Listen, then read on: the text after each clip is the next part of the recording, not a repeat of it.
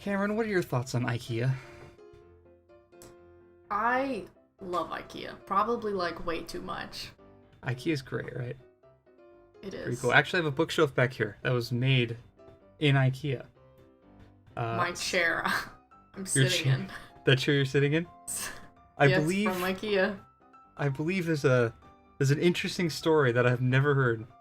Not a bit, never heard the story. Something about the chair, and you wanted to save it for this video. I'm curious. I need to know. What's the deal with the chair?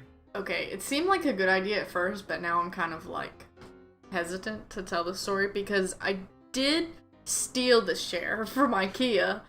So like, IKEA, if you see this, I'm sorry. I love you. I love your meatballs. You're a thief. I love your giant store. A thief. Stole from her favorite Yeah, place. so I went to IKEA to get the chair. So like that was my mission. And that was the only piece of furniture I got. I got a bunch of like little stuff too. And when I was checking out, the guy working there forgot to scan the chair. And like I was like walking out and I was like, wait a second. I don't think he charged me for this chair because like it was like the most expensive thing. It would have doubled the price probably. And I almost turned around and I was like, nah, free chair. Wow. So I just left with it. You thief. I mean, wait, but It was okay, pretty so, cheap, to be fair. I mean, I've done stuff like that too, though. I feel like everybody has. A little bit. Like I've With walked the out of a store chair, and been though? like, you know... No, not with the chair. No, like with It's like a my bag dirty of secret. pistachios. I think is the one. Yeah. Thing that's about it. That's more normal, but yeah. So I feel like I betrayed IKEA a little bit. Very sorry. But I do have this chair and I also have $70 that I wouldn't have had. Wow. There is some kind of cosmic conscious, some sort of justice that must be served. Imagine, if you will, that the next time you went to IKEA, you were wandering through, you're like, maybe I need to get a new chair because this chair that I stole, like, broke, so I have to go get a new one that I could steal again. And you're walking through, and all of a sudden, it just seems like the IKEA just sort of stretches on forever. It just never ends. You're, like, looking around and... Weird, right? You know what else is weird? No, that's normal. That's normal? Actually. That's true. Yeah, They are pretty big. normal. It's true, actually. Yeah, you got a point. Sorry, like- I didn't mean to throw you off. No, you're right. But you know what would be weird that you don't see normally in an IKEA store? Nobody has a face. All the employees, faceless. Weird that is proportioned concerning. bodies. Totally just strange, right? That's where A you're gonna A go. little concerning. You're gonna go there the next time you go to I IKEA. deserve it. You deserve it. I deserve it. I deserve it. Well, could you imagine such a world? The people at SCP Foundation sure can. Ladies and gentlemen, this is SCP-3008, and we're going to be talking about it, and we're going to ask ourselves, if we were face-to-face with this SCP, Cameron, could you survive? And what would you do to stay alive? I think I could, but I mean, we're gonna have to look at the details to see We for are. sure. So, who wants to start? You want to start reading the description, or do you want me to start? You started off. This is your me start. your thing. I'm going to start. This is my thing. You know what? Don't interrupt me. This is my thing. SCP-3008 is a large retail unit previously owned by and branded as IKEA, a popular furniture retail chain. A person entering SCP-3008 through the main entrance and then passing out of sight of the doors will find themselves translocated to SCP-3008-1. This displacement will typically go unnoticed, as no change will occur from the perspective of the victim. They will generally not become aware until they try to return to the entrance. SCP-3008-1 is a space resembling the inside of an IKEA furniture store, extending far beyond the limits of what could physically be contained within the dimensions of the retail unit. Current measurements indicate an area of at least 10 kilometers squared with no visible external terminators detected in any direction. Inconclusive results from the use of laser rangefinders has led to the speculation that the space may be infinite. SCP-3008-1 is inhabited by an unknown number of civilians trapped within prior to containment. Gathered data suggests they have formed a rudimentary civilization within SCP-3008-1, including the construction of settlements and fortifications for the purpose of defending against SCP-3008-2. SCP-3008-2 are humanoid entities that exist within SCP-3008-1. While superficially resembling humans, they possess exaggerated and inconsistent bodily proportions, often described as being too short or too tall. They possess no facial features and in all observed cases wear a yellow shirt and blue trousers, consistent with the IKEA employee uniform. I hate that visual. I hate it. It's awful. It's bad. SCP-3008-1 has a rudimentary day-night cycle, determined by the overhead lighting within the space, activating and deactivating at times consistent with the opening and closing times of the original retail store. During the night instances of SCP-3008-2 will become violent towards all of the life forms within SCP-3008-1. During these bouts of violence, they have been heard to vocalize phrases in English that are typically variations of "the store is now closed, please exit the building." No, I hate it. Once day begins, SCP-3008-2 instances immediately become passive and begin moving throughout SCP-3008-1, seemingly at random. They are unresponsive to questioning or other verbal cues in this state, though will react violently if attacked. Have you ever worked retail before? Because it's kind of what this feels like. You know, the only thing I worked at a pizza place one time that was just absolute hell.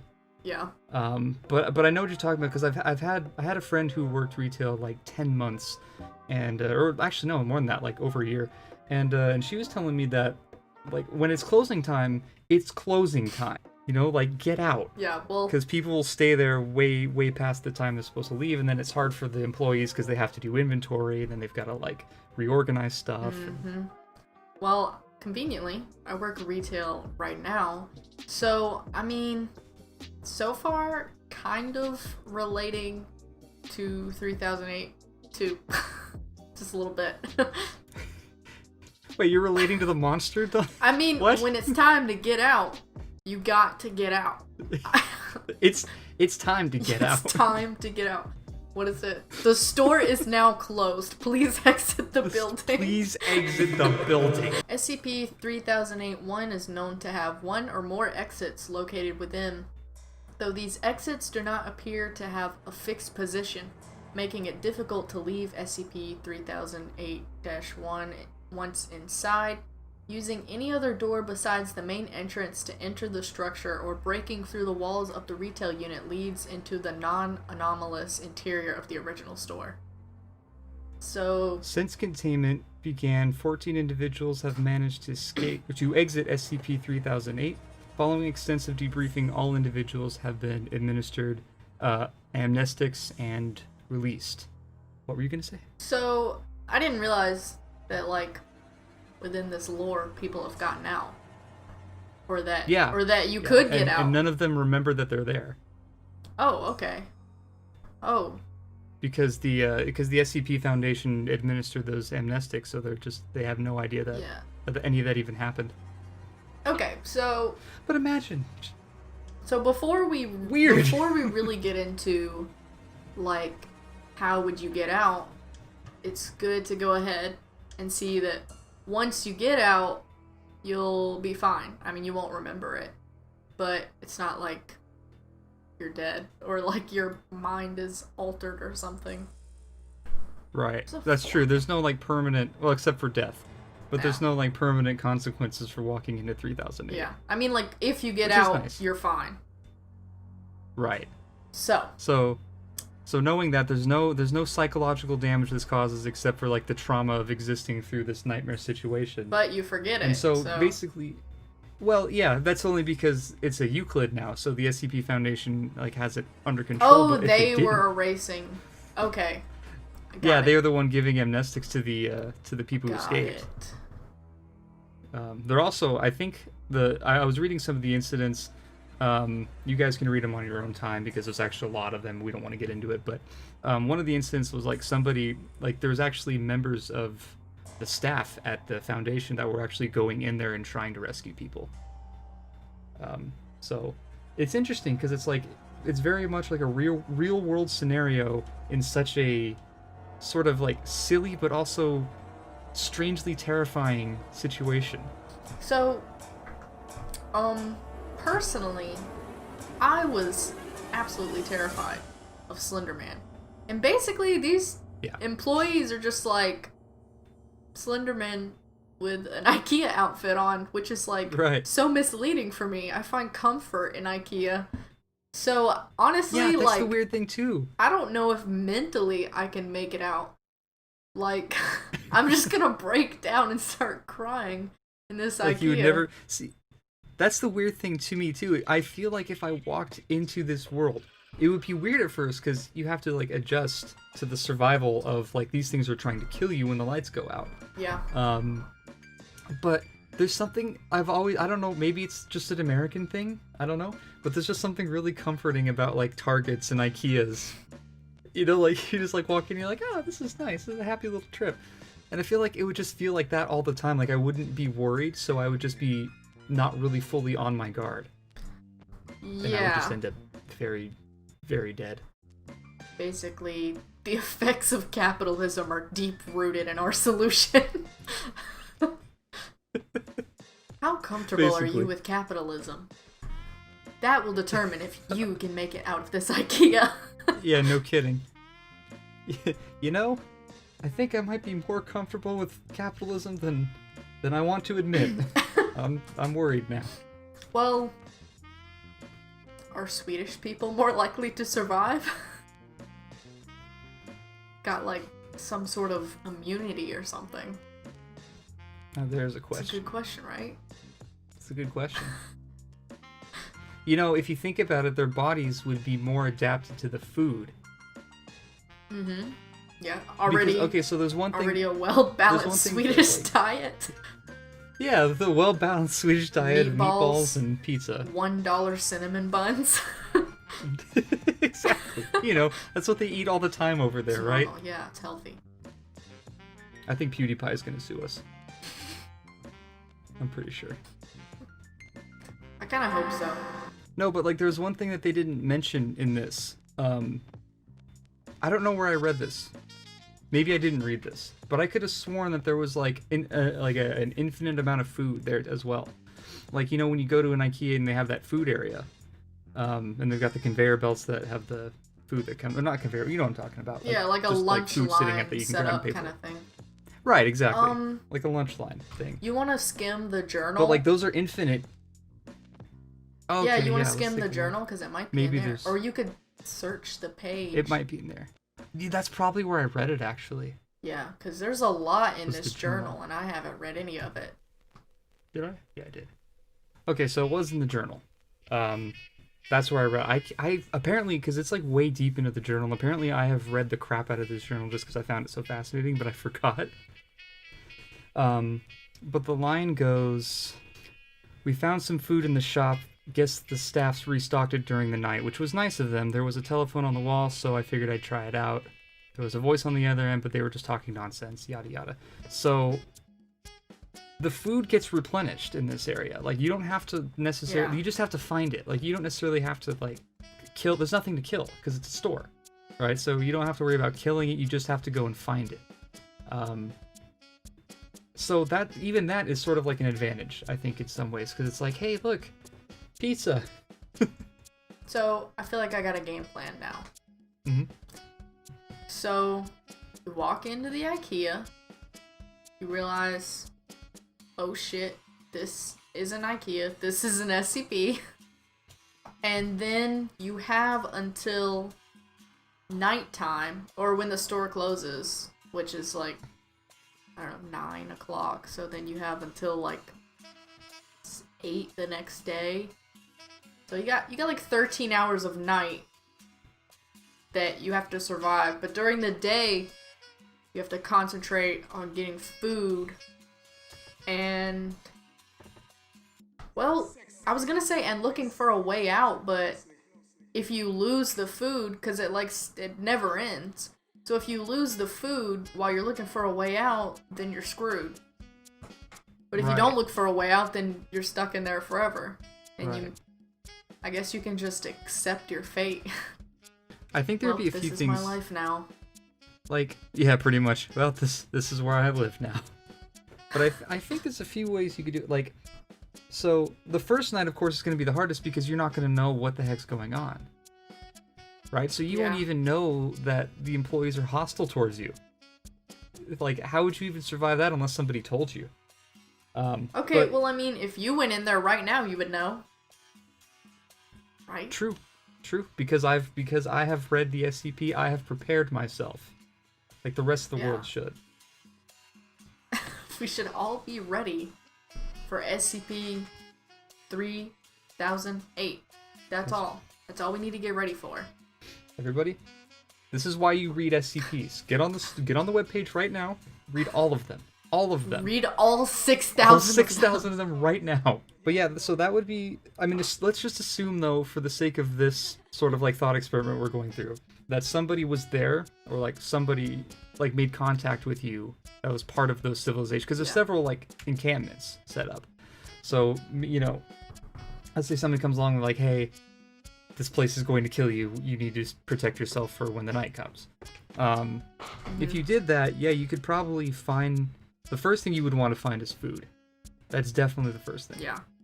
I just realized something. Where did they poop? I mean, there's like fake bathrooms everywhere. So you think all the fake porcelain, like the display bathrooms, are just full of feces? Yeah. You know, like some of them have like a clear layer of plastic over it. Uh-huh. Maybe you didn't notice.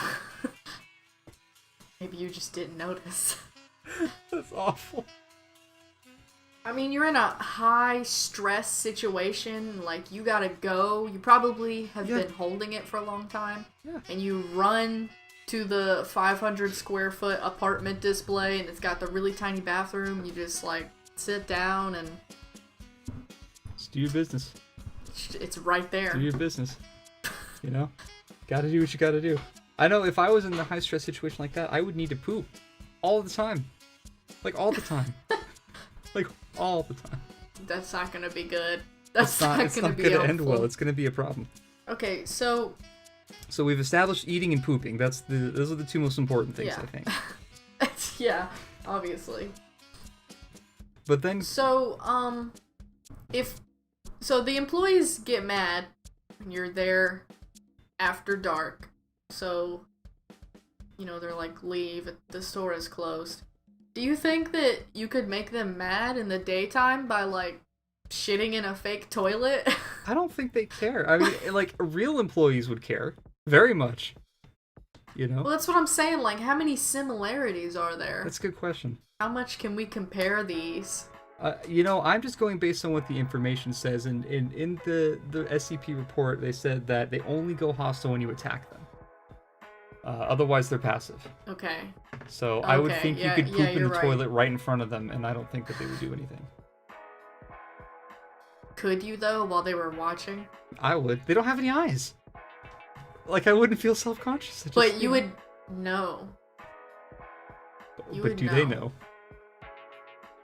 What if they're just like robots? What if they can't tell what I'm doing? Maybe they don't know that I'm taking a massive dump. Well, they're not like robots because it says they're just skin or something that looks like skin all the way through. No muscle, no bone, no organs. Are they even really alive in the first place? They certainly seem like they have bones when they're moving around, pounding on the walls.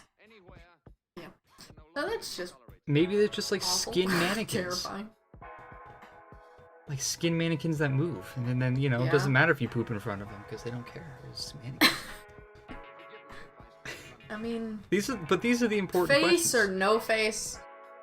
No. Okay. But I like that you brought something up, So... though, a little while ago. You were talking about how, like, you wouldn't want to stay far away from the food because if you lost it, like, while you're trying to look for something outside. That's my bird. Who's hurting my bird? Poor bird. I heard him. I thought it was mine. I thought it was Barry. I was like, Barry? That was Barry. Poor Barry.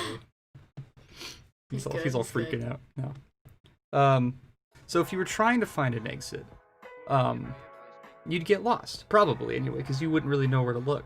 I would think that if you had a base setup, you would have to have, so like, I think it would have to go in this order. You'd have to find steady food, you'd have to find a steady place to poop, and then you would have to find, like, be able to make protection against the monsters. Like, those are the first 3 things you'd want to focus on.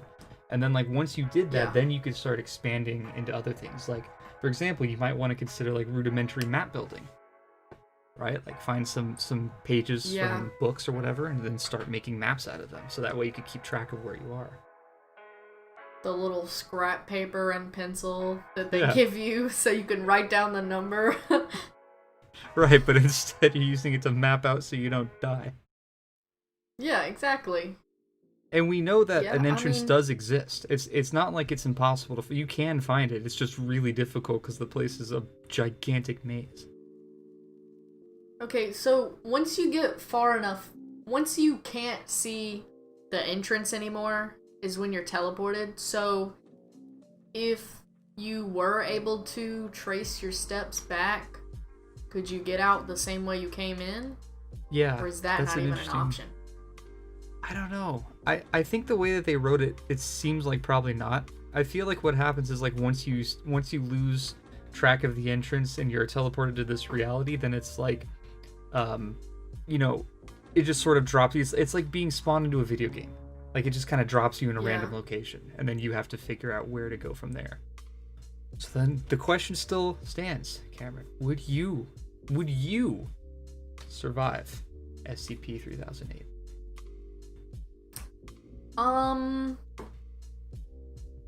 If I was alone, probably not. Yeah. I mean, I'm just saying. Like, what if you're with the group? What if you found the civilization? I mean, I don't know. I feel like if there's too many people, then that's not good either. Right. Too many mouths to feed. Yeah.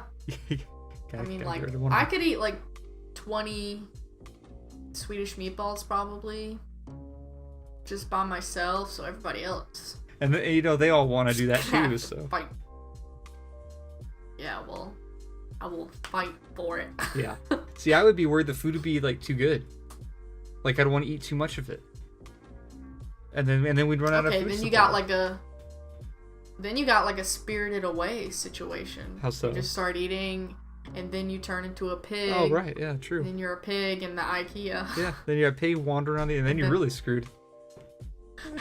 Imagine, like, one of those things sees, like, nobody's ever had an animal go in there, right? Like, what if an animal went in and they're just like, the store is closed, dog, get out. Okay, here it says that they kind of set up like a little base, so it was like lit up at night, and they had it like a little town in the IKEA. Yeah. Like, at what point do you just need to be like, at what point are you gonna give up, is kind of what I'm trying to say. Like, because obviously these people tried to get out and they were like, fuck it, we live here now. And they built a place for them to live. Yeah. I don't know, are you asking me personally or just like a general, like, rhetorical question? I mean, it seems like you think you can get out. But let's say it's just taken a really long time. Like, how long is it going to be before you're just like, oh well?